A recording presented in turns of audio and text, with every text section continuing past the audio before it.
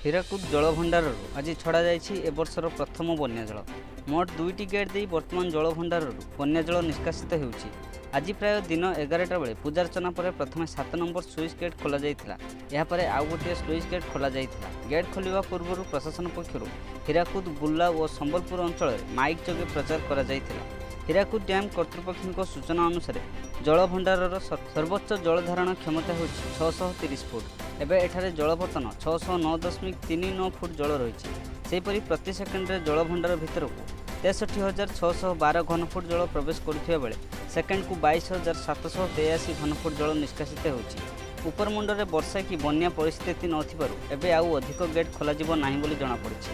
ଏହା ସହିତ ଏହି ବନ୍ୟା ଜଳ ନିଷ୍କାସନ ଯୋଗୁଁ ତଳମୁଣ୍ଡରେ ତଥା ମହାନଦୀର ଶାଖା ନଦୀଗୁଡ଼ିକରେ ବନ୍ୟା ସ୍ଥିତି ଉପୁଜିବାର କୌଣସି ସମ୍ଭାବନା ନାହିଁ ବୋଲି ହୀରାକୁଦ ଡ୍ୟାମ୍ କର୍ତ୍ତୃପକ୍ଷ କହିଛନ୍ତି।